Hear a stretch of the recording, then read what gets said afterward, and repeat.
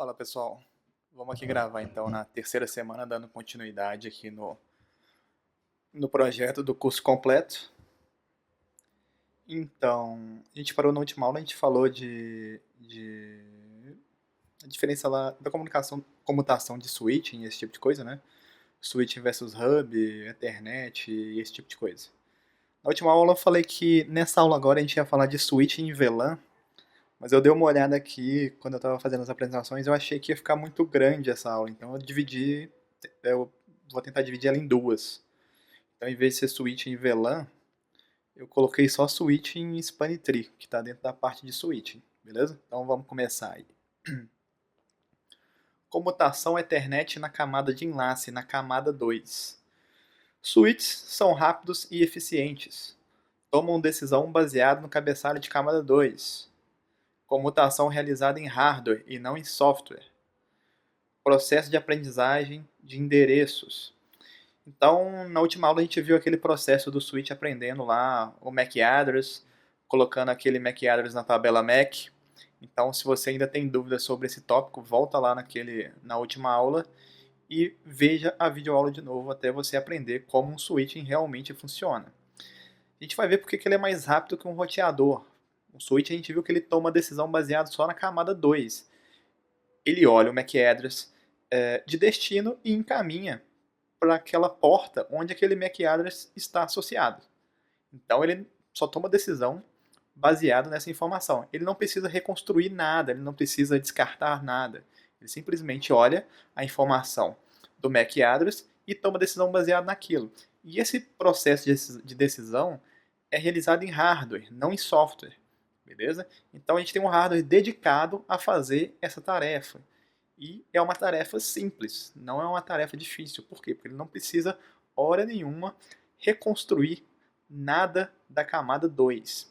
Ele sobe até a camada 3? Não, o switch não sobe até a camada 3. Beleza? Ele só toma decisão baseado na camada 2. Ah, mas e o switch camada 3 e tal? Não, isso a gente ainda não viu, galera. Então, quando a gente vai falando na camada de enlace aqui, só coloca na sua cabeça o aqui nesse caso, a Ethernet, né, na comutação Ethernet, o MAC address, beleza? E o processo de aprendizagem de endereço foi aquele que a gente já viu. A gente tem um problema quando a gente fala de camada 2, que é o loop de camada 2. O que é isso? Vamos colocar aqui então esses dois switches. Vamos colocar aqui uma saída para a internet, que normalmente toda empresa tem. A gente faz uma ligação de um switch com a internet, por exemplo, de uma portinha do switch lá com roteador de internet.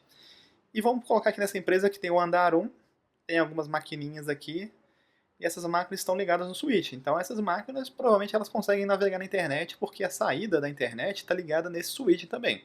Então esses caras aqui estão na mesma rede, beleza? Aí a minha empresa vai lá e aluga o segundo andar da empresa, ou um outro andar da empresa. E nesse outro andar eu preciso colocar um switch também, e vão ter máquinas lá. Só que eu não contrato mais um link de internet. Por quê? Porque eu já contratei um, e esses caras estão no mesmo prédio. Então, o que normalmente a galera faz é ligar um switch no outro, beleza? É o cascatear aí o switch, né? É pegar um switch e fazer uma ligação no outro. Beleza, até aí tranquilo, nenhum problema. O problema começa se essa ligação entre os switches ela falhar, ela romper, a porta der problema. O que vai acontecer? O pessoal que está no segundo andar vai perder conectividade com quem está no primeiro andar. Consequentemente, ele vai perder conectividade com a internet. Então, o que a galera faz? Faz uma ligação redundante, né? Faz uma ligação dobrada. Eu coloco lá dois uplinks, eu coloco dois cabos ligando esses dois switches. Porque se um romper, se um der problema, eu ainda tenho outro. O problema de ter essa topologia com links dobrados ou com links redundantes em switches é que o switch, a gente já viu, o switch inteiro é um domínio de broadcast só. Então, se eu tiver uma máquina na rede querendo falar com todas as outras nessa rede, ou seja, ela está mandando um broadcast, ela quer se comunicar com todo mundo, eu vou ter aí um problema. Por quê? Porque o switch vai pegar esse pacote e propagar o broadcast em todas as suas portas. O switch propaga o broadcast por todas as suas portas, porque ele é o único domínio de broadcast. O único dispositivo que a gente viu que quebra domínio de broadcast é o roteador. Mas tem algum roteador nesse cenário? Não, tenho só dois switches interligados através de links redundantes. Então vamos começar a entender o problema. Então essa maquininha aqui do segundo andar mandou um frame. Esse frame está endereçado para todas as máquinas dessa rede, ou seja, é uma comunicação broadcast. Ele quer falar com todo mundo. O switch vai pegar esse frame, vai analisar, quer falar com todo mundo. Então ele vai propagar esse frame para todas as portas ativas do switch, menos a que ele recebeu. Então, se a maquininha mandou esse frame, ele pega esse frame, encaminha para a porta que vai para outra máquina, encaminha esse frame para a porta que vai para o andar 1 e para outra porta que vai para o andar 1.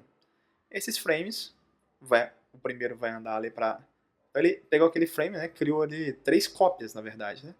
O primeiro frame alcançou a máquina, o segundo alcançou lá o outro switch, e o outro frame alcançou o outro switch. O que vai acontecer nesse switch do andar 1? Ele recebeu 2 frames. Esses 2 frames estão endereçados a quem? A todo mundo dessa rede. Então, o que esse switch vai fazer? Ele vai pegar esse primeiro frame que ele recebeu e vai criar mais 3 frames. Por quê? Porque existem 3 portas ativas nesse switch. 2 da máquina e outra ligando no outro switch. Na verdade são 4, né? 2 nessas 2 maquininhas aqui da esquerda, uma no link de internet e outra ligando no outro switch. Então tem 4 portas tirando a que eu recebi. Beleza? E eu tenho mais outros 4 frames da outra porta. Eu não recebi 2? Esses 2 não são endereçados a todo mundo? Então ele cria 4 cópias de cada. Então esse primeiro frame vai para essa máquina, esse segundo vai para essa máquina, esse outro vai para a internet, esse outro desce para a porta, para outra porta que está sobrando. Beleza? Sem ser a que ele recebeu. Todas as portas ativas, menos a que ele recebeu o frame. Agora, os outros frames que foram recebidos para as outras portas vão um para outra maquininha, outro para outra maquininha, outro volta para outro switch e outro volta para a internet. Galera, repara o seguinte, esse frame duplicado aqui é o mesmo frame, beleza? E o frame que voltou para o switch ali de baixo, o do andar 2, é o mesmo frame que a primeira máquina tinha mandado. Quando o switch recebe esse frame aqui, o que ele vai fazer? Criar 3 cópias. Por quê? Porque tem 3 portas ativas nesse switch. Uma vai para outra máquina, uma vai para essa máquina e uma volta para outro switch. O que eu tenho aqui? Eu tenho um looping de camada 2. Esse looping é eterno, nunca vai parar, a não ser que eu desligue uma dessas portas que estão duplicadas, retire o cabo ou reinicie o switch. Só que se eu reiniciar o switch, a comunicação ainda a ligação entre os switches estiver duplicada, o loop vai voltar a acontecer.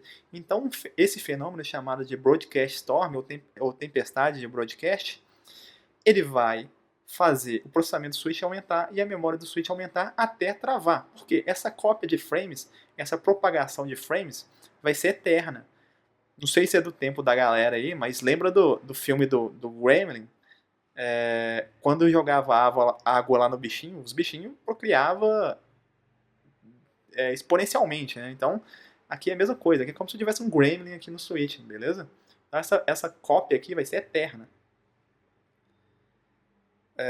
Aqui, né, lide com isso, né? Deal with it. Então, desce o óculos aí, né, do deal with it. Então, você tem que lidar com isso, galera.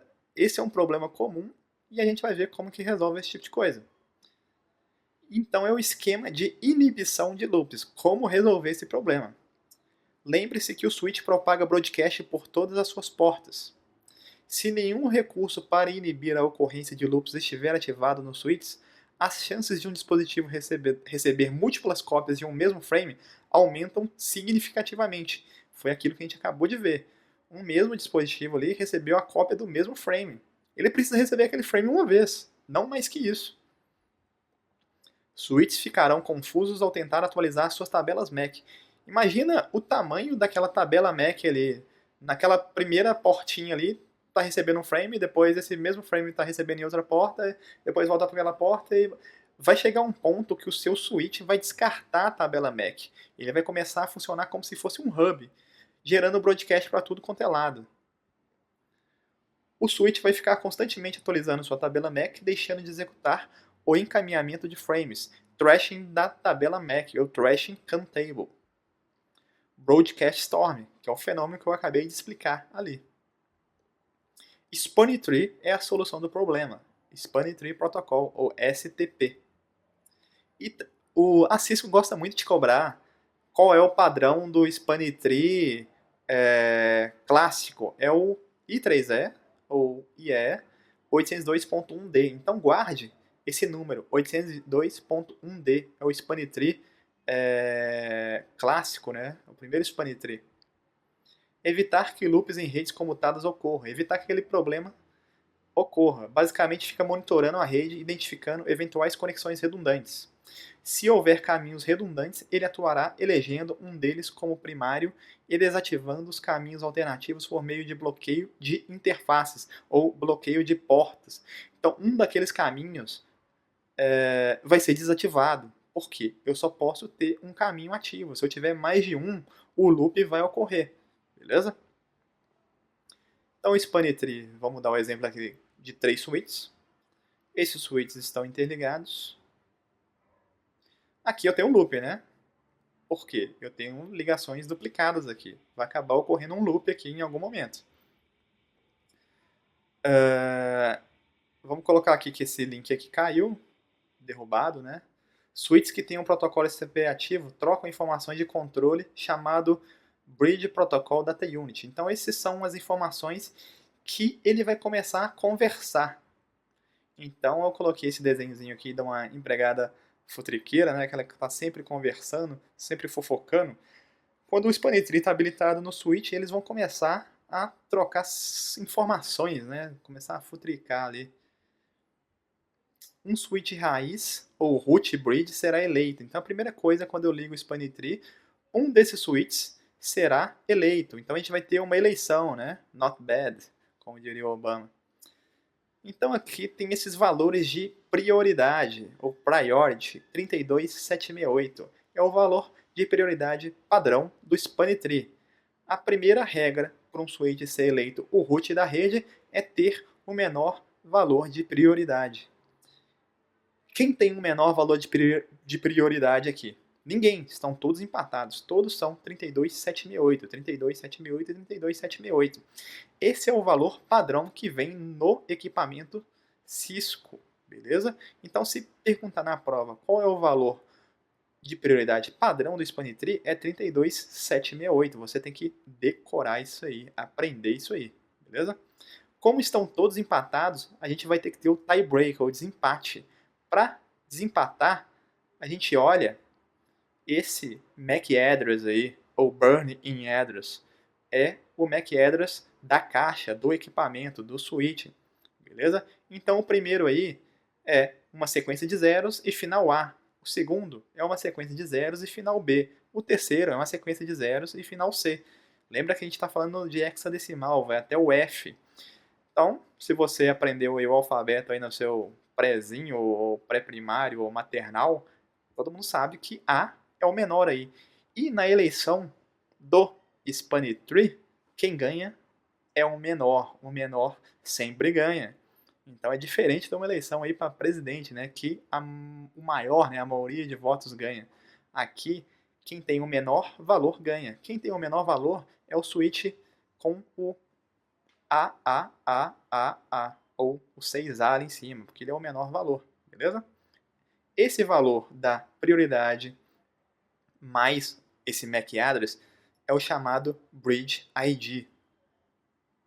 Quem tiver o menor Bridge ID ganha. Então, quem ganhou, quem é o escolhido, né, o new da rede, quem é the chosen one, né, é o primeiro switch aí de cima. Esse cara é o fodástico da rede. Todos os outros switches vão ter que ter o menor caminho para chegar nesse switch, beleza? Agora todos os outros switches devem descobrir o caminho com menor custo para chegar ao switch root, aquele escolhido.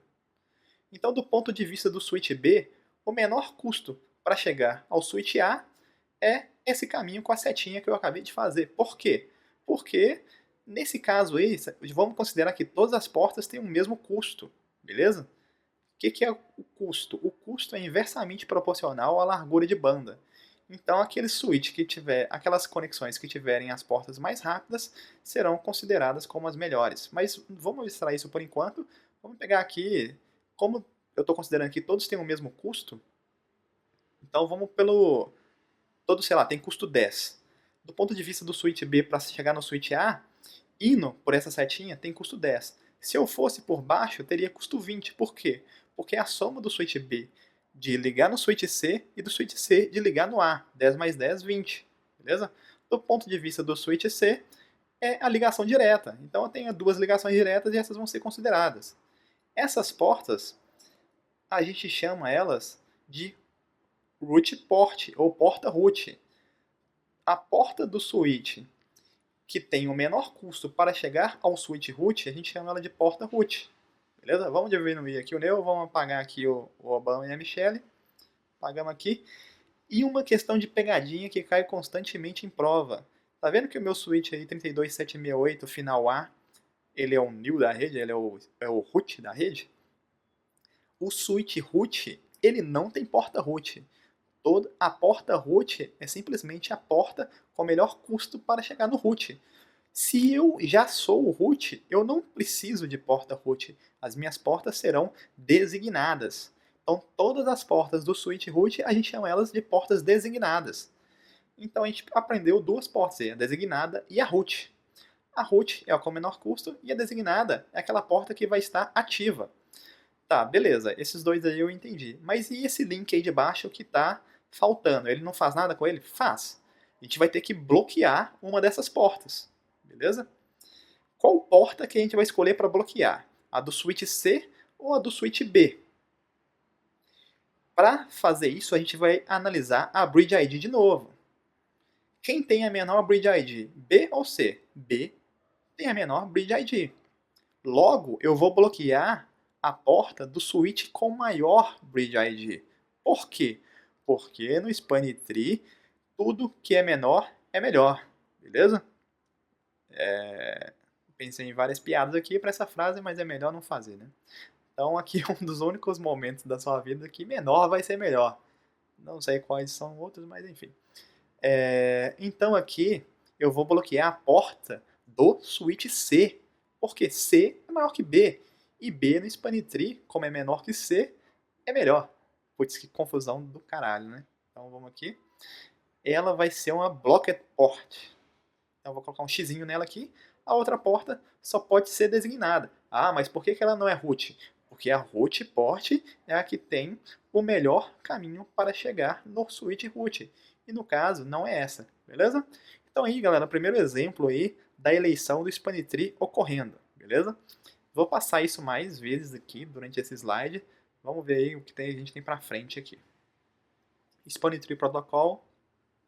Em um mesmo domínio broadcast, apenas um switch raiz pode existir. Então, numa mesma rede, no mesmo domínio de broadcast, só posso ter um new. No Matrix você tinha mais de um new? Não. O escolhido era só um new, então você tem que ter um só. Todas as portas do switch raiz são designadas e estão no modo de encaminhamento, ou seja, elas não estão bloqueadas, elas estão encaminhando frames e recebendo frames. Eu tenho o switch root e os outros são os não roots, beleza?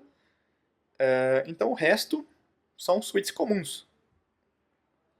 No caso dos switches não roots, a interface com menor custo até o raiz é denominada root port e também estará em modo de encaminhamento. Então a root port também está encaminhando frames e recebendo frames. Em cenários com redundância de caminhos, uma ou mais portas estarão em modo block.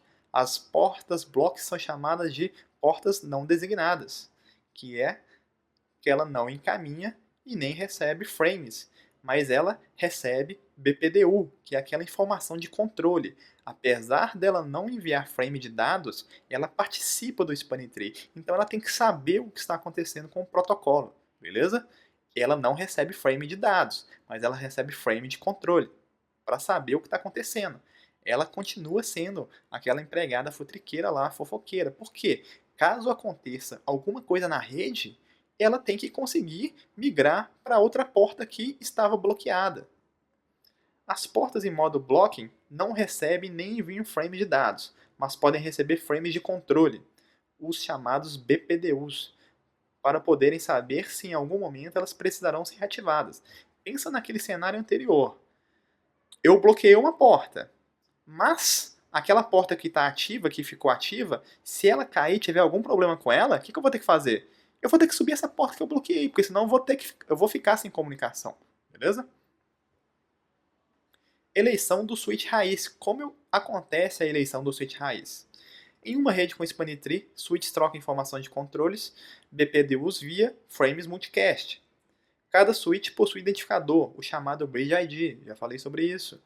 O Bridge ID, custo de cada porta até o raiz, e outras informações são enviadas entre switches com spanning tree através do BPDUs. Então, nos BPDUs vai ter o custo da porta e outras informações, beleza?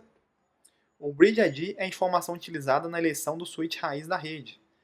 Tem 8 bytes, que é o Priority Value, o valor da prioridade, mais o MAC address do switch, da caixa. O valor de prioridade padrão é o 32768. Num primeiro momento, todos os switches se consideram root. Então, antes da eleição acontecer, eu sou root. Por que não? A eleição ainda não acontecer, eu me considero o fodão da rede. Conforme os BPDUs vão sendo recebidos, os switches começam a comparar seu próprio read ID com os demais.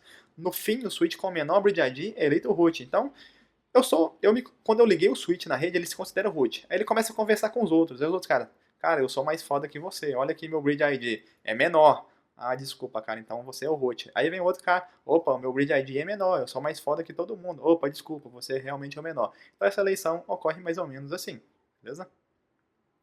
Nunca haverá empate. Então sempre, na verdade nunca haverá empate, né? Ou seja, se o valor da priority for igual, eu vou para o MAC address. O MAC address não tem como ser igual, aquele burning address lá não tem como ser igual, beleza? Então vamos colocar isso aqui no cantinho e vamos pegar essa questão aqui que eu tirei do site 9tut, que é um site lá de dump, usem com moderação. E lá essa questão é uma questão que cai em prova, realmente, na certificação. Então, qual porta desse aí, que... Primeiro vamos ver quem será o switch root, né? Eu já até dei o spoiler aí, já coloquei na tela.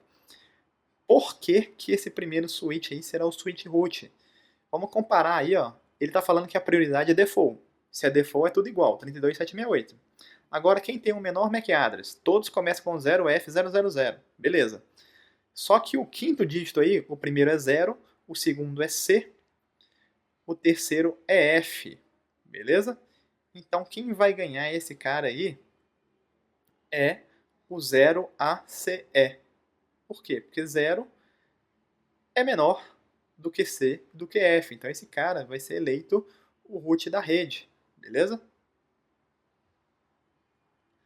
Determinação das portas designadas. No switch raiz, todas as portas são designadas. Então, no switch root, eu já coloco todas as portas como designadas. Nenhuma porta no switch root será bloqueada. Nos switches que não são root, em caso de links redundantes, uma das portas deverá ser bloqueada. Para se determinar as portas que permanecerão ativas, deve-se considerar o custo para se alcançar o switch raiz. O caminho com menor custo será escolhido, o outro será bloqueado.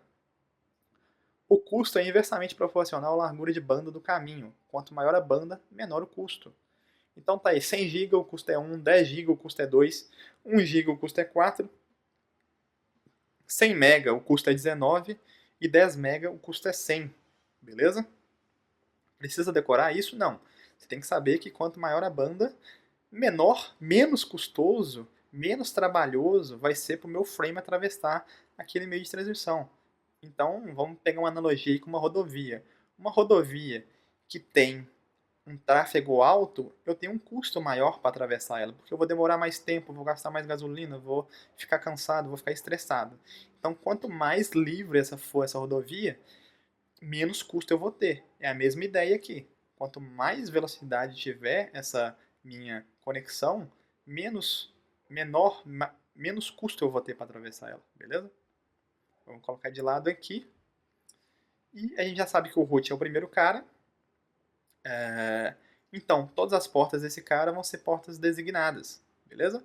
Porque o root, todas as portas deles vão ser portas designadas. Eleições Spurn Tree. Então aí tem aí um cara de hambúrguer, né? Eleição passada, bonito esse cara, né? O que isso tem a ver com a matéria? Nada. Eu achei bem legal. A eleição do Spurn Tree. 1. Menor Bridge ID é eleito root, impossível empate. Caminho com menor custo até o switch root determina quais serão as portas designadas dos demais switches. Em caso de empate no custo do caminho até o root bridge, o que acontece? O Span Tree irá optar pelo caminho conectado ao switch com menor Bridge ID. Em caso de dois ou mais caminhos conectados no mesmo switch, o que acontece? O desempate, o Span Tree irá escolher a porta com o menor número do switch vizinho. Então a gente vai ver isso aqui acontecendo. Modo de operação das portas do switch, modo blocking. Não encaminhará frames, pode receber e analisar BPDUs.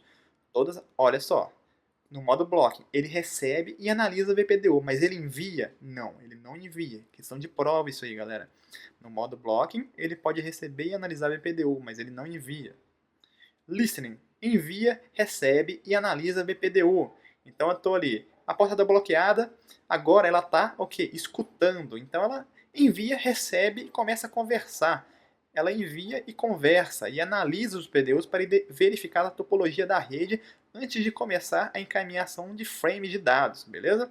Ela ainda não encaminha frame de dados. Learning, registra os endereços dos hardwares conectados à interface e forma a tabela MAC. Ela não encaminha frame de dados ainda. Ela ainda está no modo que carregando a tabela MAC. Forward, encaminhamento, envia e recebe frames de dados e BPDUs normalmente. Então a pegadinha aqui, galera, tá no modo blocking. O modo blocking, todo mundo acha que ele vai ficar bloqueado, não vai receber nada, mas ele recebe BPDU. Beleza? Ele não envia BPDU, ele só recebe BPDU. Ele não envia nem recebe frame de dados, que é aquilo que é a navegação lá do cara no Facebook, é o vídeo do YouTube que ele estava vendo, sei lá. Então ele recebe os BPDUs, que é aquelas informações de controle da camada 2, beleza? E o modo Disabled. A interface está em modo inativo e não encaminha ou recebe qualquer tipo de frames ou participa do processo Span Tree. Sei lá, essa porta está desligada, ela não participa do Span Tree. Beleza? Por alguma razão, sei lá. Tranquilo? Então, voltando aqui. Tipicamente, eita, nós. Portas e o switch se encontram no modo blocking ou no modo forwarding. Então, no início, ou ela vai estar quando você vê o estado de uma porta, ou ela vai estar bloqueada ou encaminhando, beleza? Normalmente, uma porta em modo forwarding será sempre uma root port ou uma porta designada. Não existe uma porta em modo forwarding bloqueada. É bem lógico isso aí, mas vamos deixar isso claro. Se houver alterações na topologia, todas as portas Span-Tree do switch retornarão aos modos Listening e Learning. Se falhou um link, todas as portas do switch vão começar a tentar reaprender a topologia da rede, reaprender a topologia de camada 2. Então elas voltam no modo Listening e Learning. No Listening ela vai estar analisando as VPDUs. No Learning ela vai estar carregando a tabela MAC. Beleza? Se o Span-Tree por algum motivo determinar que uma porta não designada em modo blocking deve tornar-se uma porta designada, esta entrará em modo Listening, analisando todas as VPDUs recebidas para certificar-se de que não criará um looping. Beleza?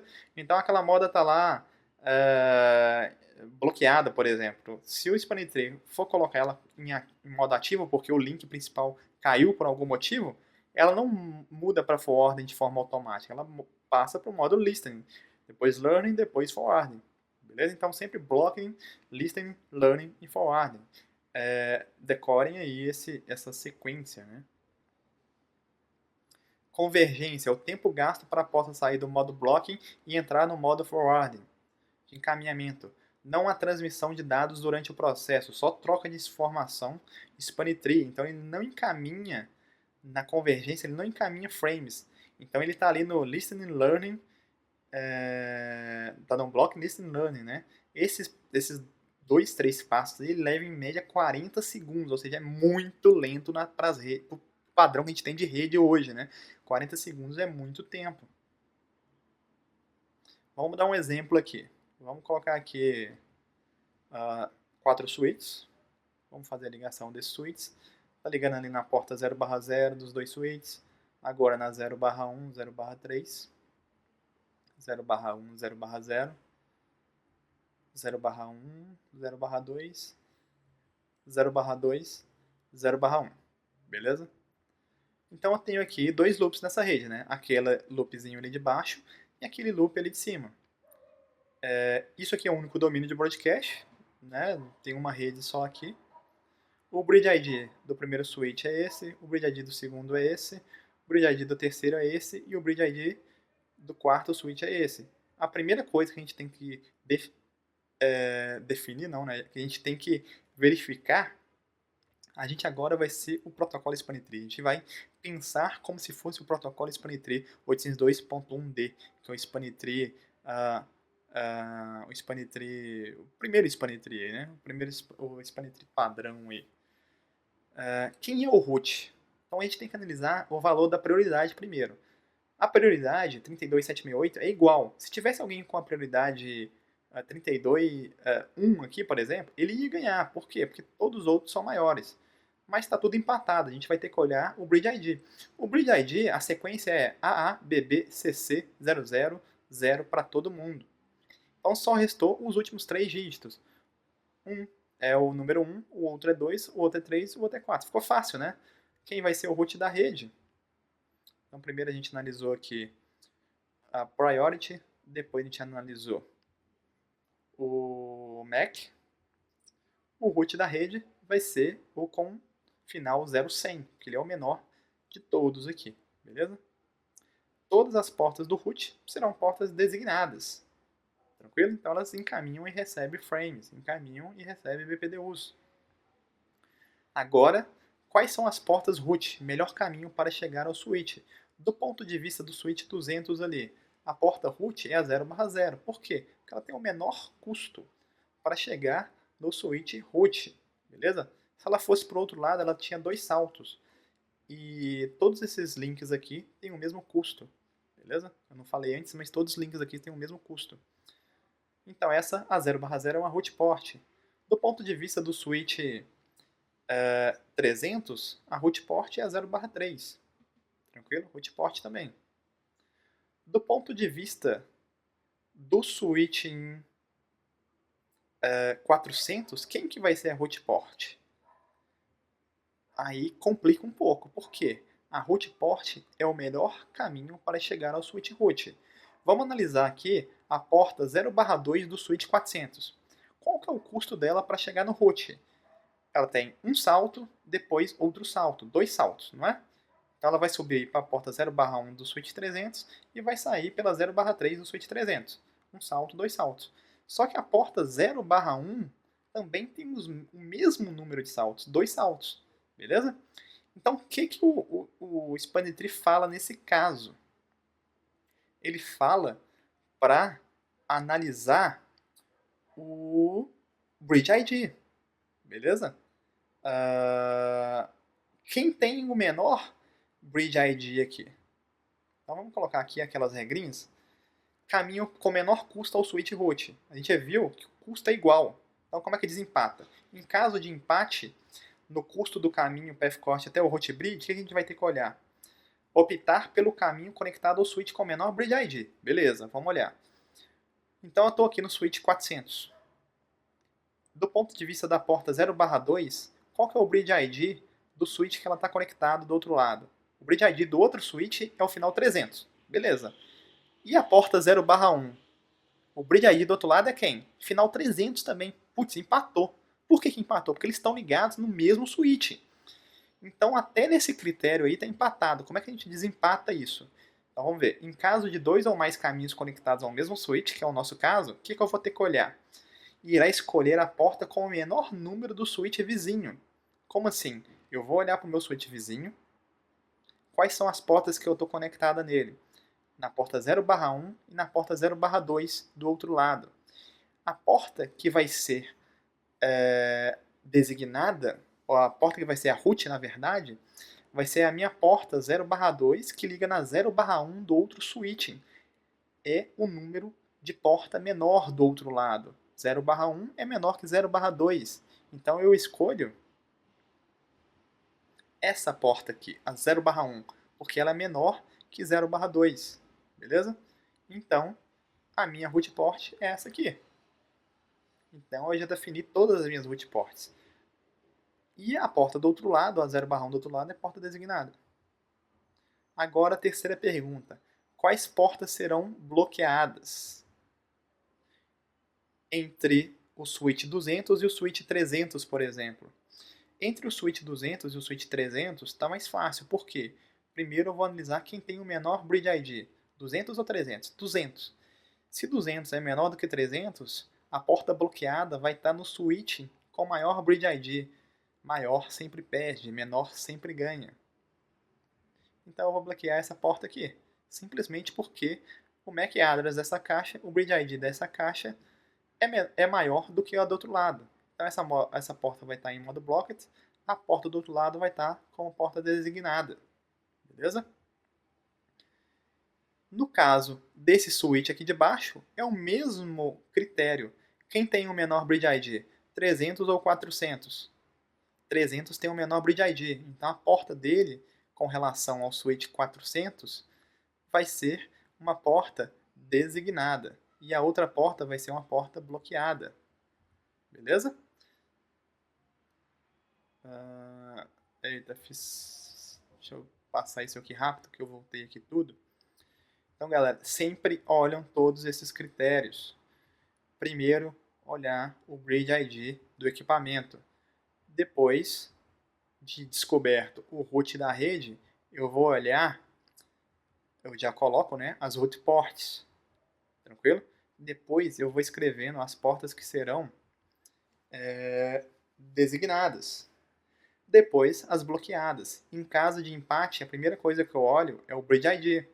Em caso de empate do Bridge ID, eu vou olhar a porta do switch vizinho com menor custo. Beleza? Então, deixa eu passar isso aqui mais rápido, não era para ter passado. Então, tá indo, tá indo, tá indo, tá indo.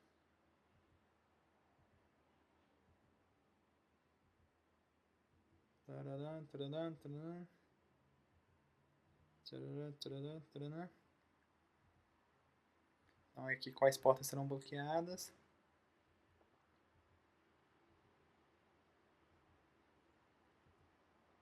Então tá. Do ponto de vista dos switches da sua rede, a rede para ele vai ser isso aqui, ó. Vai ter loop nessa rede? Não, porque agora eu bloqueei aquelas portas. Então as ligações agora estão sem loop. Estão vendo que aquelas conexões redundantes sumiram? Caso alguma dessas conexões caiam, eu volto uma que estava bloqueada, beleza? Tipos de comutação do switch. Store and forward, armazena e encaminha. Frame é recebido e armazenado no buffer. É feita uma checagem de erros e depois enviado. Padrão em linhas mais recentes da Cisco, 2960 3560.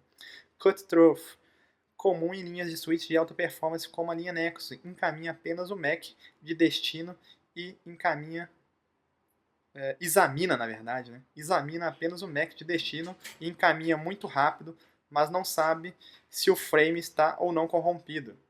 Fragment Free, variação do Cut Through, pois aguarda a passagem da chamada janela de colisão antes de encaminhar o pacote. Ele assume que se houver uma eventual colisão, tem grande chance de ser identificado nos primeiros 64 bytes iniciais do frame, comum em switches antigos, 1900 e 2900.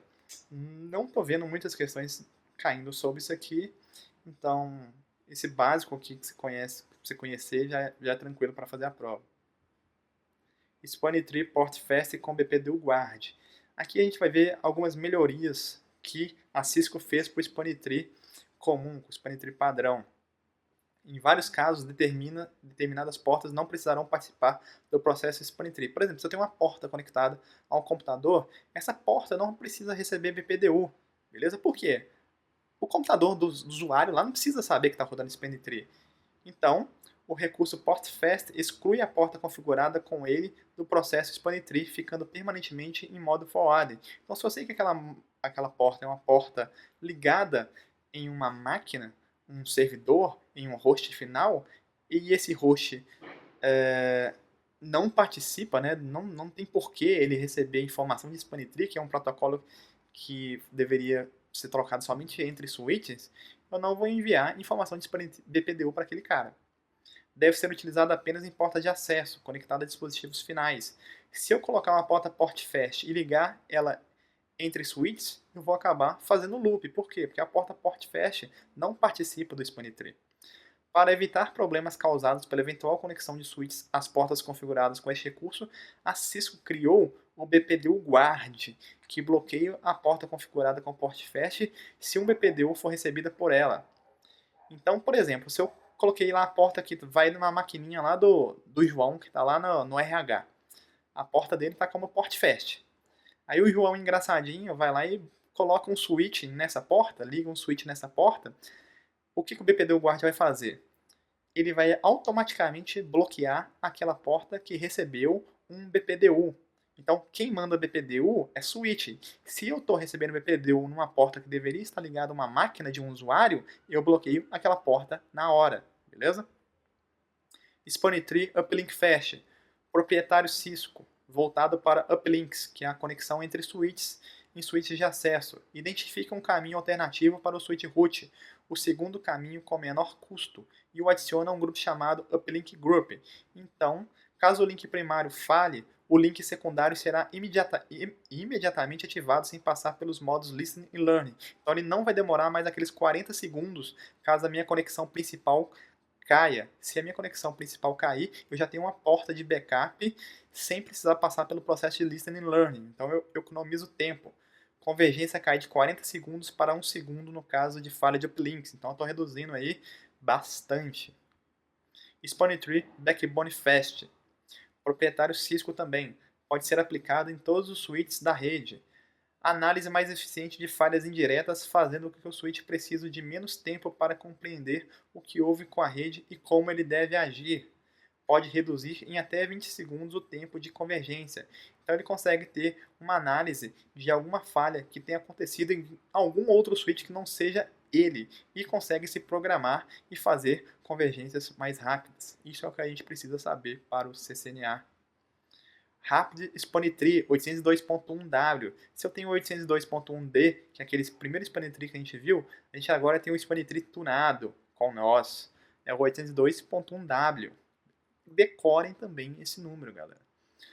Protocolo Span Tree tunado do I3E, que incorpora todas as melhorias citadas anteriormente. Então, o que o cara fez é pegar aquelas melhorias que foram criadas pela Cisco e tornou aberta, melhorando para todo mundo.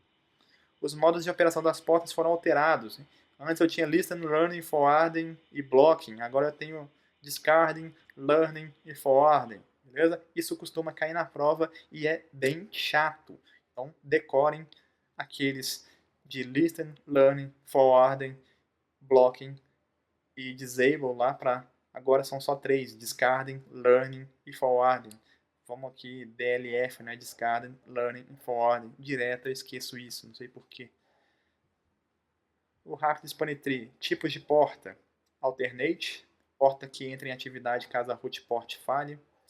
Então essa seria a porta, caso a porta com o root falhe, eu tenho uma porta de backup, que é essa porta alternate, é a porta que vai para o root. A porta backup entra em atividade caso, se essa porta alternate é a que sobe para o root, a porta de backup é a que desce para os outros switches, que são as portas designadas, beleza? E a Edge, normalmente a porta que conecta um host. Essa backup, galera, é bem confusa. Sugiro vocês darem uma olhada mais profunda dela nas bibliografias. Mas lembra que a alternate, sinceramente, eu acho que eu chamaria a alternate de backup, porque faz um pouco mais sentido. Mas enfim, não é, então tá aí para confundir a cabeça da gente. Alternate é a que vai para o root. Backup é a que desce para os outros switches. Alternate é a que sobe para o root, backup é a que desce para os outros switches, beleza?